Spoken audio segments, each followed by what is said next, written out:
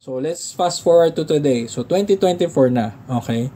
So, how do I make money with my own art? Successfully making money with my own art. Okay.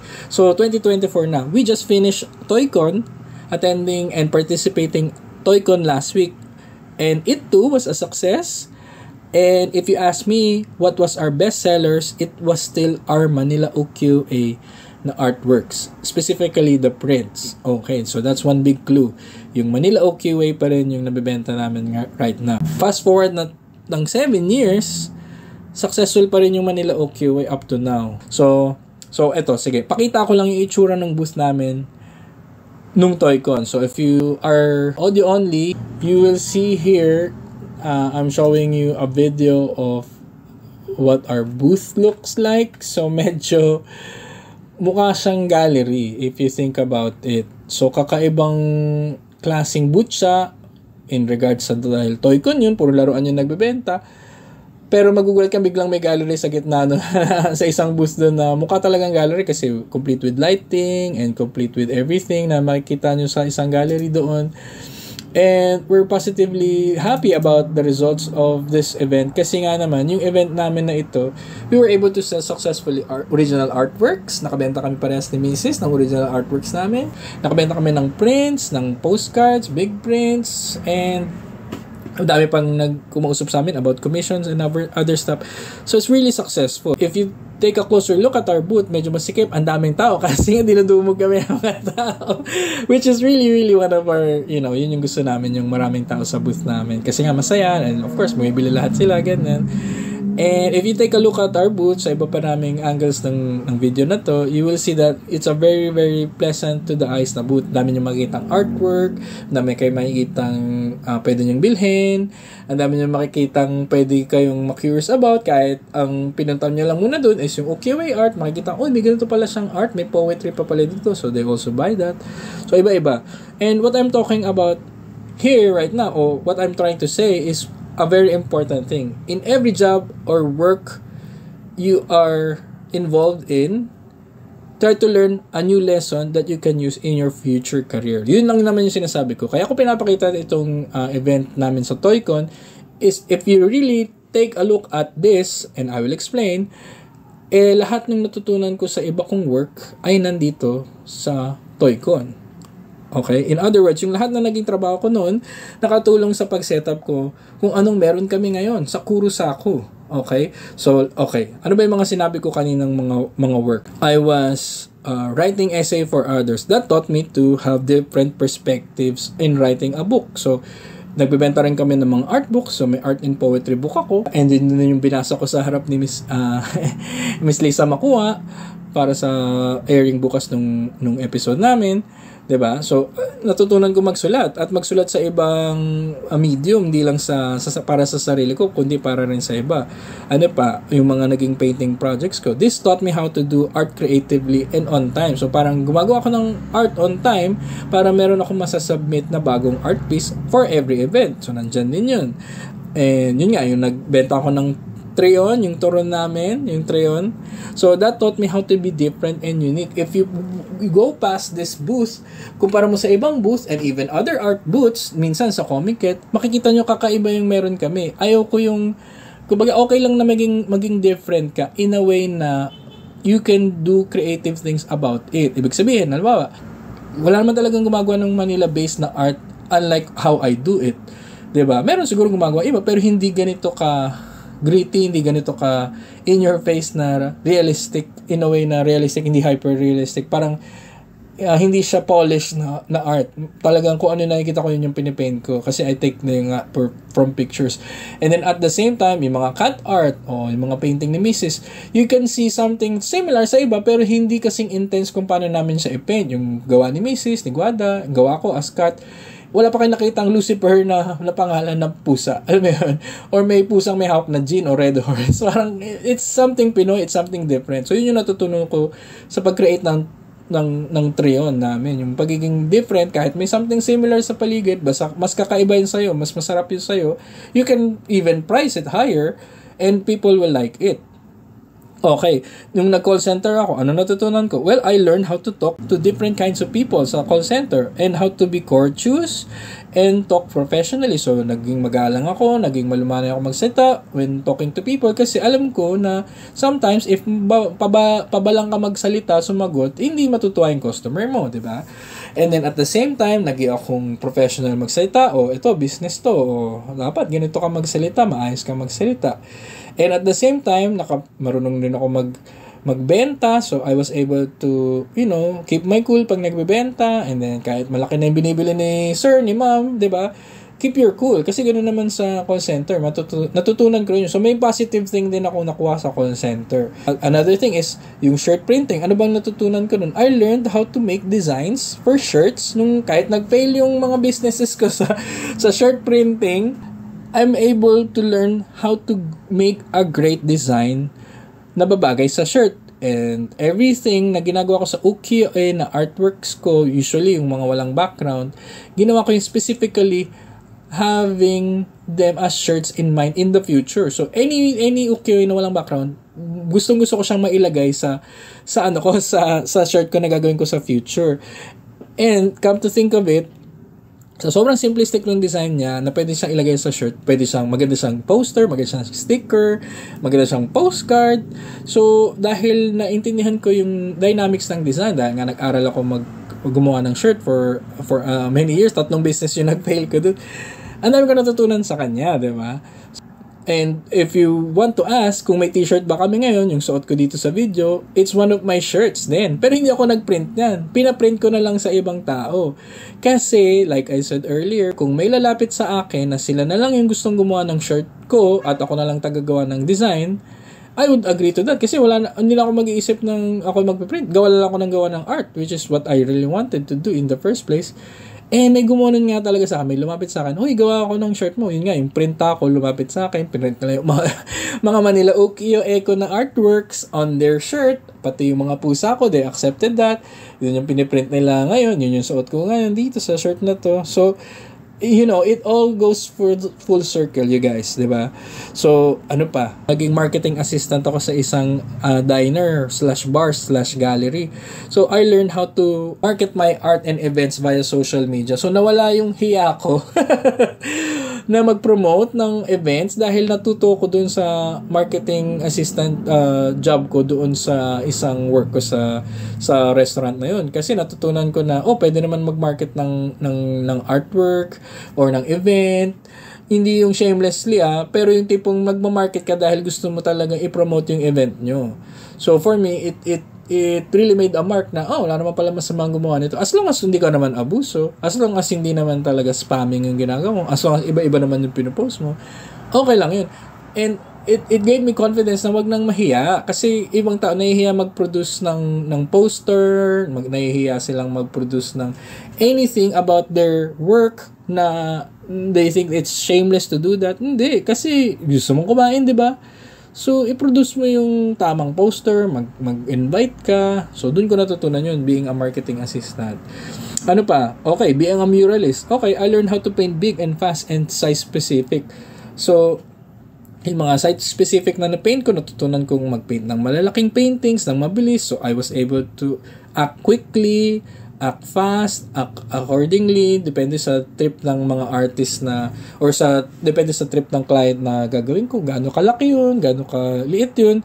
I was able to produce them at a fast rate. So, yun yung natutunan ko, and that's how I deal with artworks now. And meron pa dito, gallery assistant and volunteer. Doon naman, I learned how to deal with people. Artists and I learned how to deal with people like artists, yung mga galleries, natutunan kung paano i-market yung art ko or i-present yung art ko na magugustuhan ng gallery, that they will accept my proposal, that they will actually invite me to do other shows, kung ano yung gagawin ko na pwedeng makabenta, that they would really, really appreciate kasi nakabenta ka diba? So, invite ka nila ulit. Ganon. And yung last na nakalagay dito, curator. I learned how to decorate a wall well. And I also learned how to present art. And there is also an art in presenting. Okay?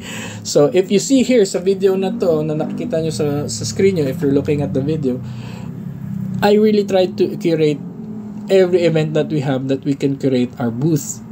Kasi parang malaking bagay yung pag-present nyo ng art para makahatak ng tao. If wala lang, bara-bara nilagay mo yung mga art dyan, walang sense, hindi mo maintindihan, hindi ganun karami yung lalapit na tao dyan. And if ever, ganun nga, hindi nila makikita lahat ng maganda mong artwork, hindi mo sila mapapabilib, hindi sila maiengganyo bumili kasi ang gulo eh. Diba? Ayaw nilang bumili sa taong magulo yung buhay. Gusto nilang bumili sa taong maayos yung presentation niya. Yung nakikita mo lahat, yung maayos ba? Madaling kausap yun. Ayan na, naka-ready na yung Gcash mo. Bibili na nila. May babayaran na sila. Tapos na. Diba? Maganda yung presentation mo ng artwork. Nasa board. Nasa cardboard siya. Kasi ganun ko rin gustong makabili ng mga poster prints noon na hindi ako makabili. Dahil pag bumili ko sa event, malulukot lang kasi wala ko lalagyan. So, ang ginawa namin, bawat isang poster, bawat isang print namin, may cardboard at plastic na. So, hindi na mamamroblema yung bibili kasi I was also in that position na ayokong nalulukot yung binili ko. Sayang lang diba? And they can all see that. Hindi man sila nagsasalita, hindi man nila sinasabi yun, nakikita nila yun sa bawat inch ng booth namin. And sometimes they don't even know that they're looking at that specific kind of arte or that kind of maarting pag-aayos. May artistic na pala silang pinapasukang mundo pag pumasok sila sa booth namin, pag tumingin sila sa booth namin. Even if they don't know that, they still feel yung mga ginawa naming effort sa paggawa nung pag-display ng mga artwork. Hindi lang mismo yung artwork ang art, pati yung paano mo sila pinresent at dinisplay. And I can say na malaking part yun sa pagiging artist is yung presentation. Not big as your concept, of course, siyempre malaki pa rin yung concept, pati yung execution mo, like I said, sa hierarchy of ng art creation, pero maganda rin na may presentation kayo, na approachable kayo, hindi kayo natutulog, di kayo siga, alam mo yun, yung artwork nyo, kaaya-aya, yung artwork nyo, presentable, may ilaw, alam mo yun, hindi madilim doon, alam mo yun, yung mga simpleng bagay na ganyan, kailangan yung isipin yan when you're presenting art. And as you can see dito sa video na to, ang daming bumibili sa amin, sobrang nakakatuwa, sarap panoodin, kasi sobrang, ang dami nakaka-appreciate ng art mo. Guys, sobrang yun yung goal ng artist is ma-appreciate yung art nyo. Hindi lang kayo gumawa ng art, is yung maintindihan kung ano yung gusto nyo sabihin doon sa art nyo, and they accept it, appreciate it, and they pay money for it because they actually understand that it's something that matters to you and to them, and they can relate to it, and they give a damn about it because you also gave a damn na maintindihan nila yun. And the way that they understand that, na naintindihan nila yung art mo, it's something that they are willing to pay for because it's a service, it's something na worth it. Alam mo yan, period, worth it yung art mo dahil you gave a damn, you made your effort, and you did all your best, pati sa presentation. And alam mo yun, yung mga ganong service, di ba gusto natin yun, yung parang, 110% yung binigay niyang service sa akin dito, so babalik ako dito. Bibili ko ng marami, tapos may libre pa sila. And so, ang dami nilang points yun. And lastly, of course, di ba naging art teacher ako, kasi nagtuturo ko ng art sa isang gallery, like summer class ng mga bata. And that's what I see sa podcast ngayon. Hindi man mga kids yung tinuturuan ko ngayon, pero people who would like to understand how I make art, how I produce art with my vlogs and art podcasts, you guys can just listen and while you paint, and then you can learn something. If you learn anything, you can learn something or anything that you want to learn from what I'm saying right now. Pero at the same time, I really enjoy it. So, ang dami akong nagawang mga bagay na naka-affect doon sa kung ano ko ngayon, na I thought I was a failure, pero it was just God saying to me na maintindihan mo yung principle nito, magkamali ka, sige, pero you learned a lesson, nadapa ka dito, so iwasan mo na to, at magpursue ka ulit nito dahil gusto mo talaga to. Yun yung tinuro sa atin lahat ni God. Sa lahat ng, isipin nyo, lahat ng failures nyo, nagkamali kayo sa relationship, dahil kasi nga gusto niya lang niyang mahanap mo yung totoong para sa'yo. So alam mo na, next time, pag may nanligaw sa'yo yung ganitong gagong lalaki, hindi yun yung para sa'yo. Pag may nagligaw sa'yo ng ganitong lalaki, mas tama na, ito yung gusto ko talaga kasi hindi siya gago. Or nagkamali kang ganito sa art step na to, sa ganitong painting, nagkamali ka na sa ganitong klaseng parang career, di ba? Hindi dahil sa ayaw mo nun, dahil ayaw mo lang yung part na ito, ayaw mo lang yung boss mo, ayaw mo lang ganito. Pero you still love the art, di ba? So, yun lang yung advice ko. Kaya ako binanggit lahat ng failures ko beforehand, at ngayon ko lang binanggit yung success sa art, kasi kailangan yung maintindihan. Lahat ng failures nyo is not really a failure. It's a clue for your certain success in the future. Yung lahat ng pagkakamali nyo, binigay yan ni God. Pagsubok yan para may matutunan kayo, para mag-improve kayo kung ano man yung gagawin nyo sa future pa. As long as hindi kayo nag-give up, na-learn yung lesson nyo, you will succeed. Inevitably, magsasucceed kayo. I have no doubt. Kung magtutuloy-tuloy kayo na gumawa ng art, at magtutuloy-tuloy kayo as an artist, without pride, without having to admit your mistakes, or by having to admit your mistakes, and having to learn from your lessons, hindi kayo pwedeng hindi maging successful.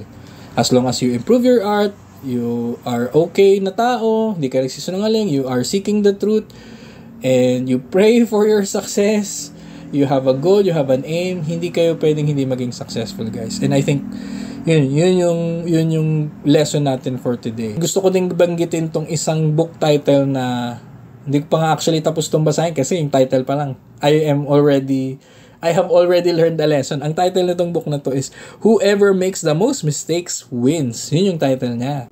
Sinulat ni Richard Farson and Ralph Keyes. So, Whoever Makes the Most Mistakes Wins. So, etong book na to, title pa lang, you have to at least understand na kung gaano kakadaming nagkamali sa buhay mo, as long as natuto ka, like what I'm saying, ganun kakadaming magkakaroon ng success. And ito, nangyari na sa akin yung UQA, nangyari na lahat to. Recent ko lang to na-discover na itong book na to. Kaya I'm here to say na, okay, I understand this kasi ganito nga yung ginagawa ko.